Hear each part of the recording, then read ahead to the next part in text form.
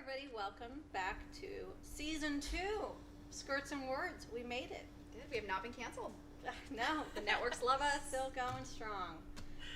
We are here today with Hayley Fuchs, who wrote Secrets of the Tally, which is a series. And we're going to talk about all kinds of stuff. New books, Kickstarter, whatever. Writing stuff. Yeah. So I am very excited because I finished this like just a few hours ago. Oh, and yay. so it's still very fresh. And so I was trying to think. I had all these questions for you, and then the camera turned on, and I was like, It happens. Yeah. So how much of yourself is in Allie? Because like I don't know you very well, but as I was reading that, I'm like, I kind of know her. You can see it. Yeah. So it's actually kind of a funny story. Mm-hmm. So I started writing Secrets of the Tally when I was 12, and so I actually really think that I evolved more to become like Allie than she was even based off of me. I love that. Yeah, and it's kind of cool because now I go to shows and people are like, oh, you look like the girl in the picture, and I'm like, it's funny because I didn't before. I kind of grew more to be like her. Like her, she's very, very brave and kind of just throws herself into danger, doesn't really worry about it, and I feel like I actually took those traits from her as I wrote her and as I kind of just idolized that throughout the years. So I love that. yeah, so cool. we're a lot like each other, but I think we influenced each other equally, which is kind of cool. Interesting. And then, so how many of the other characters did you borrow from real life with people that you know, or? So there is a handful of characters in there. I believe it's 5. There's 5 of them who are based off of real life people that I knew in high school. They were like my high school friend group, and so I used those names in there, which ultimately I don't actually recommend that other writers ever do that because the problem is that you can't write like really intimate moments, not even romantic intimate, just like emotional moments or anything that's like really crazy where you feel like you need to be in their head. You don't ever want to write those with characters that are based off your best friends. And so I feel like it actually limited me a little bit in what I could do with those characters. That is good advice. Yeah, because that would get awkward.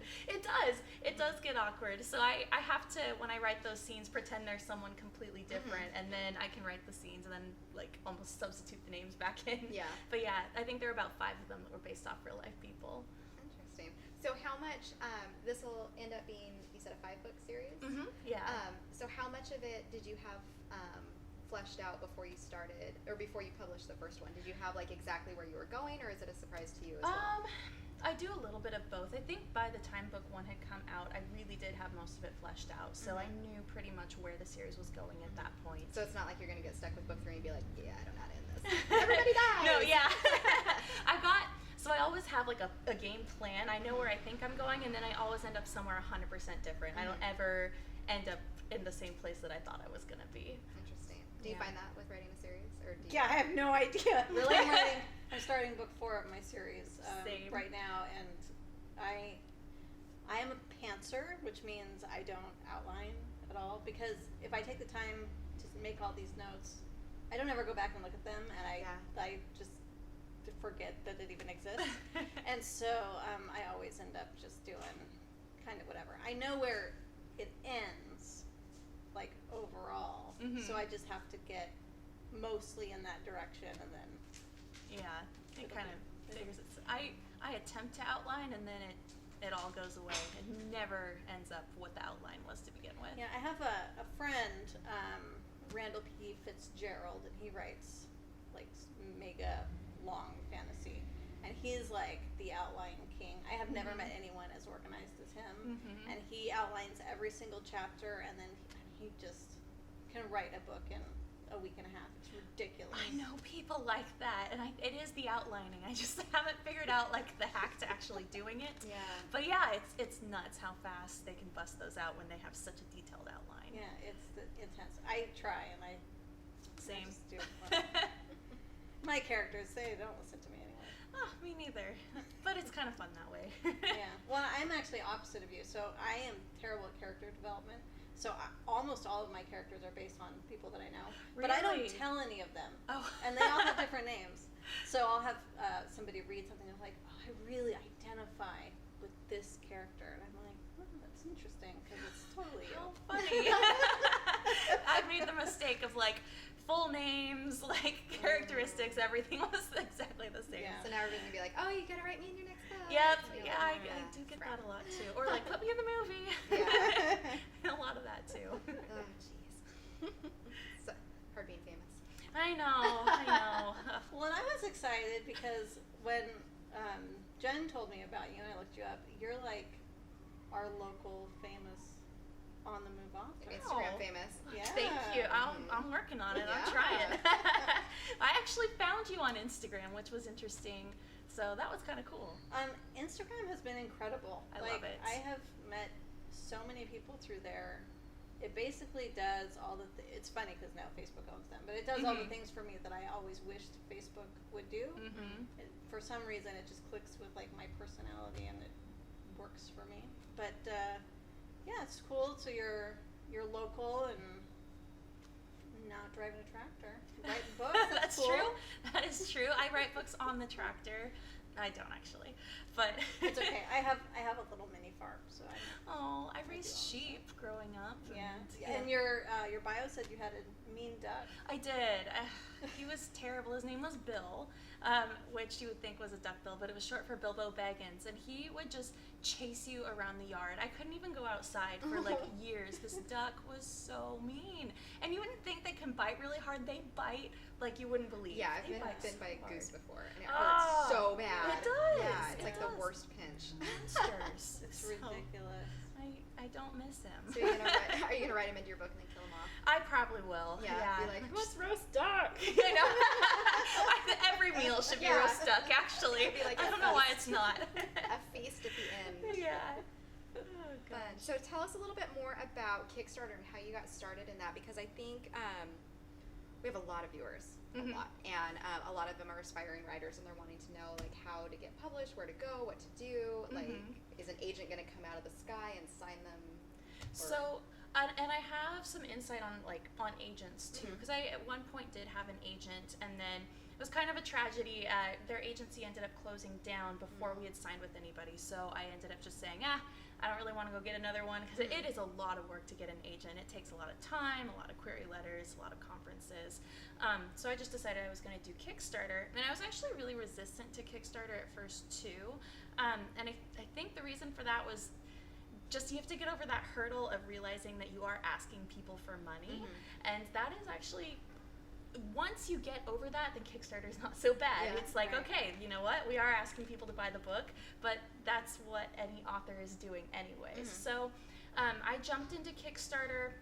I've done it 3 times now. So my first one was for Secrets of the Tally, and I did everything in the world for about 6 months leading up to Kickstarter that I could think of to just get people like almost committed to it. So I was sending out physical letters, like hand addressing 100, I think it was either 150 or 200 envelopes, just sending them out to every single person I knew, like just connecting with everyone on Facebook, like with direct messaging and being like, hey, I would love if you would check out my Kickstarter that's coming up next month. So I just went crazy, and I was living up in Seattle at the time, and so I had this really terrible commute in the morning, so I would just get up really early. I'd get to Starbucks at like 5 in the morning.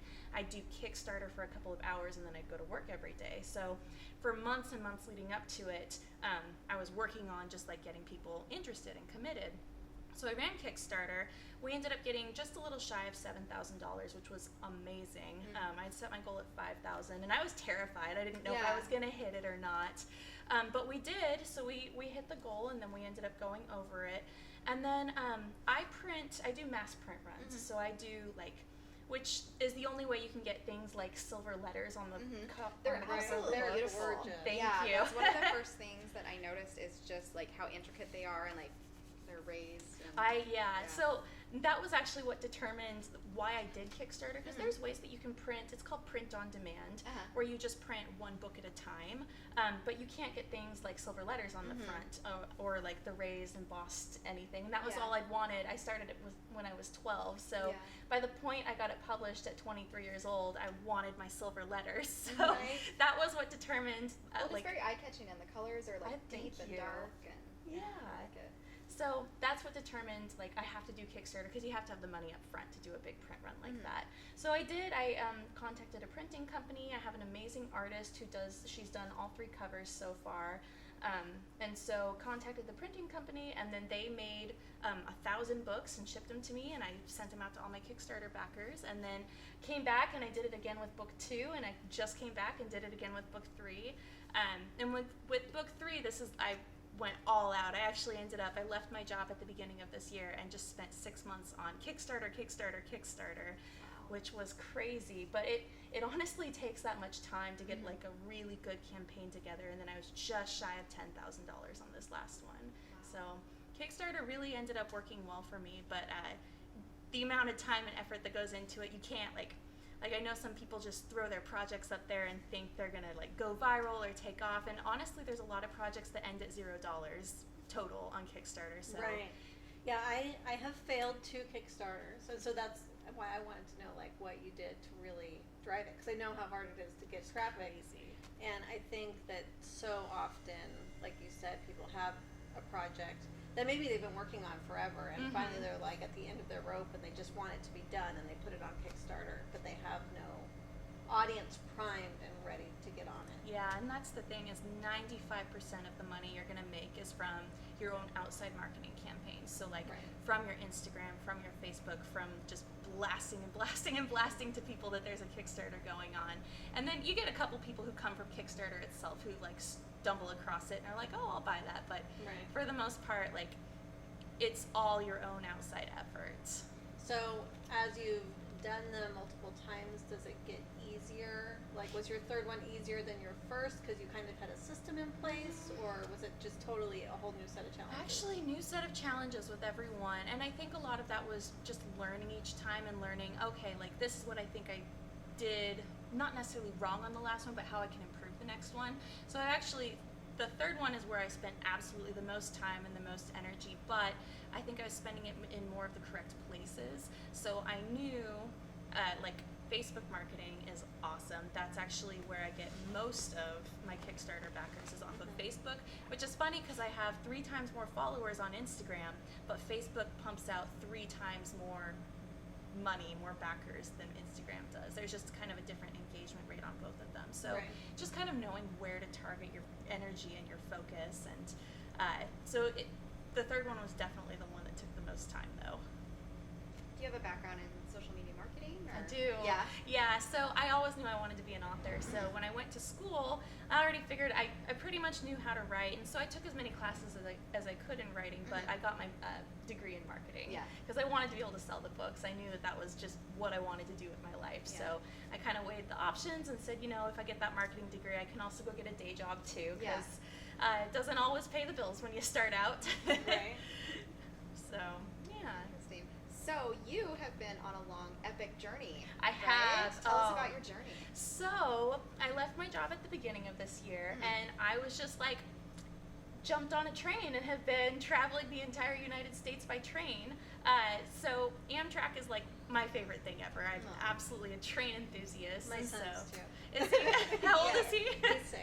Oh, he and I could talk. Yeah. Oh my gosh, he is the biggest train enthusiast I have ever seen. Like, everything in his world revolves around the trains. Yes, Well, it's adorable. So I kind of just like went back into that phase at 27. I decided I was going to be into trains that much. So I just get on, and it's actually really cheap. So you can go, if you, this sounds like a plug, it's not, but if you get their credit card, you get tons of bonus points. And so I've just been traveling the country on bonus points, which is awesome. So it hasn't been extremely expensive. And then I just write my books the whole time. We'll have to do like #Amtrak. I know, we should. I talk about them all the time. Well, and they, I think it was last summer, maybe the summer before, they were advertising a writer's Amtrak retreat. That. And I was like, oh, if I could do that. It's like a 2-week cross gosh. country. I don't think it ever happened though, did it? I Because don't know. was I just really remember. excited. Yeah, I just remember reading about it, and thinking how awesome it would be, and then I didn't have time. Yeah. To do it. So I just made my own. I was like, I'll just buy. So I basically, at the beginning of the year, I put out a call on Facebook, and I said, who has a couch and where are you? I'm traveling the country. I want to go everywhere. And I had just people from every state come back and be like, staying with strangers? A couple times, yeah. And no one murdered you? Nobody murdered me. I only stayed with people who like were either like family members of friends or Uh-huh. like really, really highly recommended. It wasn't like total strangers. So I didn't put it out on like my public Facebook, just Okay. like my friend Facebook. Because I already feel like a mom, and I'm like, oh, You're honey. like, don't do that. No, it was mostly people that I knew or Okay. like their family members. Okay. So yeah, I'm not that brave. And there's people who do that, but I can't do quite that. You stay with strangers? Yeah. They could murder you. I don't do it anymore because then I have like a family responsibilities. But So you acknowledge that they could have murdered They you could this have whole murdered time. yes, I Was it like couch surfing, the app, or? no. I was just a wanderer, and so I just ended up places. I lived in Pennsylvania with a bunch of guys I never met before. I Wow, lived there for 6 I'm weeks. glad you're still with us. Yeah. You give me anxiety. Holy cow. I've outgrown that. I did not make the decisions, but it makes for good stories later. It does. It So definitely that's- does. That's a thing. So what's your favorite way of traveling on Amtrak? Do you get a sleeper car? These are very important questions. These are important questions. No, I play it cheap, and I get the coach car every single time, and I pray that there's nobody next to me on the overnight trips, because it's really hard to sleep if there's somebody like in Right. the seat next to you.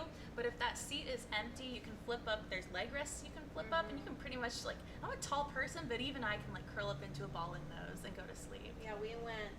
So my kid is 6, and he saved up enough money for my husband and I and his grandpa and him to go to Seattle on Amtrak Oh for my a weekend. gosh! Like he's way into trains. And so, but anyway, my husband was really sick, and so they ended up reclining and doing the footrest, and they were like at the end of the car, so there was like the luggage stuff behind them, so there was all this room. It was like a huge fold-out sofa. The two of them Oh, were that's just cool. so comfy. So Dang. Yeah, I travel in coach with the riffraff.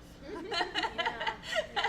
Do you pick up writing material when you're traveling? Oh, so Yeah. much. Yeah, it's really awesome. And like sometimes from the places where you're staying, but also just a lot of times from the people on the train, because you Yeah. end up striking up conversations. And like this past time I was next to this 95-year-old lady named Bonnie, and she was telling me all about her husband, and he had worked on the railroad, and I was like, oh man, tell me all about this.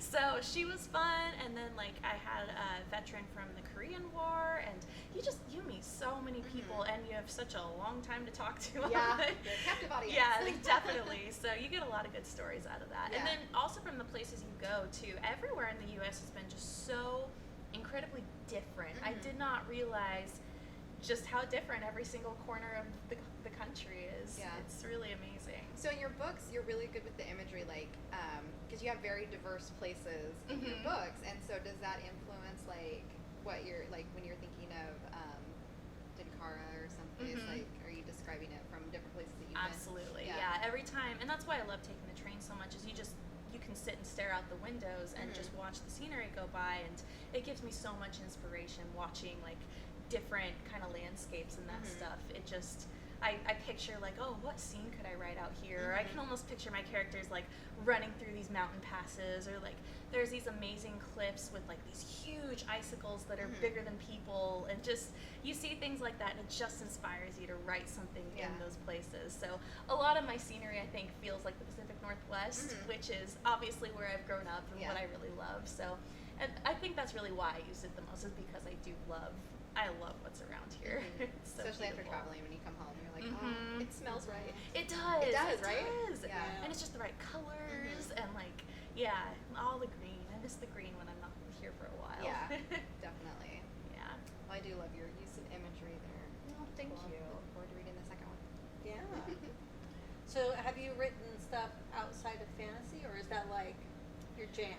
It's my jam, actually, and I have kind of like a sci-fi plot that I think I might eventually do, but they kind of get lumped together anyways. Yeah, So they do. I mean, they're different, but they always get stuck together. So outside of those two, not really. Like, I think I could probably do some more realistic young adult, but between young adult and fantasy, like I don't think I'm gonna step too far from those. Maybe some steampunk someday. Yeah, but well, you can get so much fits in every genre. I mean, you can do so much. So I was just curious. yeah, oh, definitely. Yeah. So are you already writing book 4? I am. I would say I'm about halfway done with it. And I usually, that's just how I work. Like, while I'm supposed to be editing book 3, I'm always writing book 4. I'm always working on the next thing, not doing what I'm supposed to be doing. So by the time one book is coming out, the next one's usually halfway done. But then my whole editing process is that I get to the end of it, and then I usually redo everything. So halfway done means halfway done with like the rough draft, and then I usually need 9 months to a year to edit after that. Yeah, So. a lot of people I think don't realize how much time really goes into editing. It's amazing. I think my average is 7 rounds of edits. How long does that take you? Oh, probably 6 months. Yeah. Yeah, because I mean, there's all these. That's record speed. It's That's not well. fast. It's if everything aligns, because it's not just up to the author, because you send it to somebody to read, and you have to wait for them to read it and make their notes, and then you have to get that back and absorb it. But you have to cry first, and then you absorb it. Don't skip that one. Right, it's important. And you do that over and over. So I've got my husband is my alpha reader, and then I have an editor, and then I have beta readers, and so each one of those people sends me stuff. And it's all different, which is good. If they all tell you it's terrible in the same way, that's not a good thing. But it takes time to go through So much all time. that. And that's like full steam ahead too. That's not just like relaxing and on a weekend you do a couple hours of editing. That's like a daily, at least for me, like daily 8 hours a day sometimes of editing. It still takes crazy. that long. Yeah. And then I have my process with my editors is I have my first couple editors who I know are going to give me like the big structural edits, like the big stuff of you need to change this whole plot line. And then my next readers are more like, this character's falling a little flat, or like fix this. So still kind of structural things, but like not as many. Then my next ones are looking for more like sentence level things of, you could just like, what if you switch these 2 paragraphs? And then my very last reader is always my mom. She's actually really good at catching just little typos and mistakes, so she's always the very last one who goes through it. Well, and it's funny because I just read for a friend of mine, and she's in one of her final drafts, and it is crazy how like you can see a sentence and you just rearrange, like you don't even have to rewrite the whole thing, just rearrange a few words, and it makes it flow so much better. But a lot of times, you looking at your own work can't see that. And people will like mark it in red. You're like, there's nothing wrong here. What are you talking about? You have to read it 6 times. You're like, oh, like I'm missing a word. You just can't see it. You're totally blind to that. Yeah. Cool. So since you ended up going kind of on your own, how have you built up your core group of people who help you produce a book? Honestly, it is because Secrets of the Tally took me so long after, it took 12 years between when I very first finished it and when I published it. I probably had around 50 to 60 people in that time who read it and gave me feedback, and I kept a really good like note in my head of which ones had good feedback and which ones just kind of gave it back and said, oh, I really liked it. And I also kept notes of like what kind of feedback they were giving, like was it the big structural stuff or was it more like the sentence level stuff. So just for me it was having like over so many years that many people read it, but then for the actual production and everything I do all of that myself. I have my artist, she does all the covers and everything, but other than that I make the title design I do myself. I do like all the formatting for like the dust jackets and the inner covers and how the pages are going to look and the chapter headings. So I've got my people who read, but all the production stuff is actually just like a lot of research, and you just teach yourself a little bit of graphic design and you're set. Right. Yeah. See, Jen? I'm trying to get her to write a book. She writes great. I'm tired. You do a lot. What would be your book, Jen? Oh gosh, I have a lot.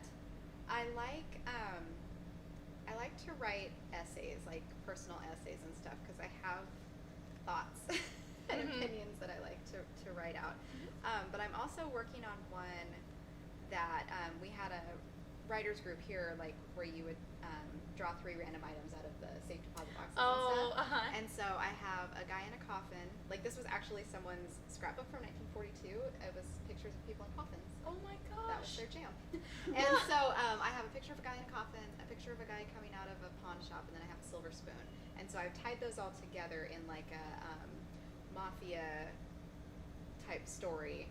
And it's all, I have like 5 pages done, and the rest is in my head, but I swear to God, I am so tired. Like at the end of the day, I can't even think of anything else. But I am going, one of our previous guests, Diana Kirk, I just had the massive, like I totally forgot her name. She's teaching a writing seminar on November 3rd. So I'm going to go to the beach and I'm going to do nothing but write and like vomit out all the things. So we'll see how that goes because I'll be away from the store. See, that's the other thing too is like my store is here and I live like right in it and it's too close. So I need to go away to where no one's. I totally get you. Mom. Yeah. I have to go outside to our pole barn. So I've got a little table set up in the pole barn where there's no distractions. Like I'm not gonna get up and just wander around and go look in the fridge or anything.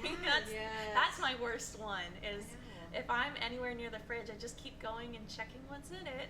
It changes. It's all it's always the same, but I need my phone like not near me. I need That's my a big kids one. not near me. I need my husband not near me. I like, so with the train, you actually don't have internet for a lot of it. They don't have Wi-Fi, and you completely lose cell service like altogether for hours at a time. So you're just completely cut off, and I actually That's a really great like idea. that. It's really awesome. Yeah. Yeah. Need no distractions. Yeah, I was looking at, or I was sent an advertisement for a writing device that has no internet. It's just typing. I mean, it's just typing. It's a typing thing.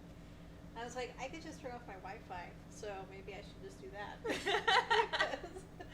It always finds its way back on. I still handwrite my stuff though.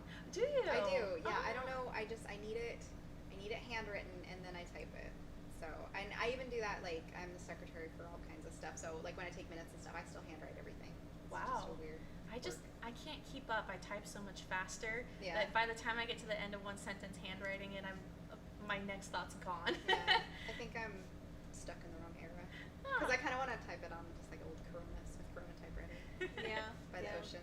Maybe I'm Ernest Hemingway.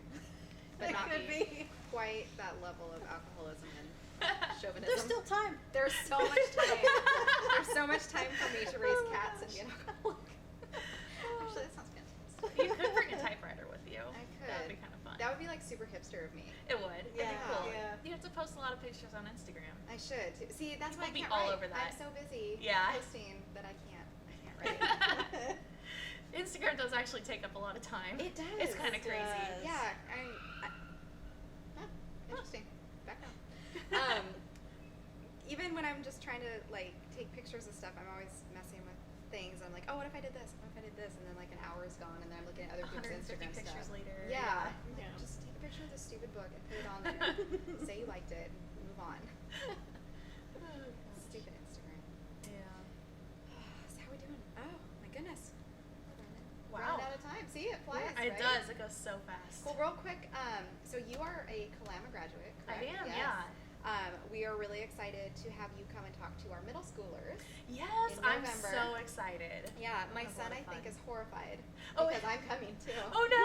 He's in middle school. So I'm like, mommy's going to be there. So I'm mean We'll to get her. you like a sign to hold Logan's up. mommy. But no, I talked to the language arts teacher again last week to touch base with her, and she's really excited because it's the first time that they've had someone super local. I mean, they've had authors come and stuff, but they're from the Seattle area, or they're from Portland, or they're from someplace far away, and the kids don't understand, like, you could do this. Like, you personally can do this. Like, she's from Kalama, and she can do it. Yeah. Do they like Kalama people? Like, am I going to need to hide I'm from Kalama a little? I thought I might. I wasn't even going to mention it. Oh, well, it's the football thing. I know. Yeah, It's but a big thing. I'm not a sports ball lady, so I could care less. I just don't know how intense that is in middle school. In middle school, you should be fine. High school, I don't know. Yeah. All Anyway. bets are off. Yeah, I'm really excited to show them, like, a local girl. Look look what she's done with herself. I'm excited too because middle school is when I started. Actually, 5th grade is when I started. So they're not even, like, it's not, anyone can do it. A middle schooler can do it. They can start their next book or their first book or whatever they want to do. Yeah. I was trying to think if I had ever continued writing something that I started when I was 12, it would be, I'm trying to think what I was really into at 12. It would probably be some kind of like Hanson fan fiction. Nothing wrong with that. Saved by the Bell kind of. Yeah. Or just railing against society because I was so mad. There's a lot to be mad about in when middle you're school. 12, yeah. Yeah, there's a lot. There's a lot. I was mad too. I was pretty angry. I'm glad I haven't followed through on any of my middle school things. Maybe one day. That was originally part of my inspiration to start writing was Christopher Paolini had published Aragon at 15, and I was 12, and I was like, well, he can do it, I can do it. So if I can spark that sense of just like almost competition in them too, because that's what it was for me. It was like, I can do this by the time I'm 15.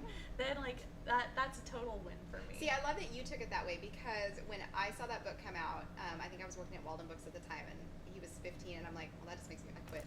Makes me feel like a loser. 'Cause I was like 23, I'm like, whatever. Oh no. Stupid. I had to go beat him. Yeah, see, and I was just like, stupid kid. Oh no. Good. Well, hopefully they take it in the vein of like, I can do this too. Yeah. Awesome. Well, thank you much for coming by. We're very excited about your book and your 3rd book. We're excited for that one too. Thank you. I'm super excited to get it out to people. Why don't you give a plug for your Instagram account? So my Instagram is Halie Fewkes _author, and it's HALIEFEWKES. And if you follow me on there, I'm always giving you guys updates of where I'm at in the world and what I'm working on and when the next book's coming out. And yeah, follow me on there, or you can go to secretsofthetally.com, and I also keep that totally updated with like when the next book's coming out, when they're going to be shipping, and if you want to buy one from there, you can do that. If you aren't local, if you are local, of course you need to come buy it from Vault Books and Brew. Obviously. Yeah. Awesome. Well, thank you for coming by, and join us next time. We will have another special guest, and we'll have more witty, insightful conversation. And Absolutely. it's going to be great. Thanks, guys. Yes, thank you.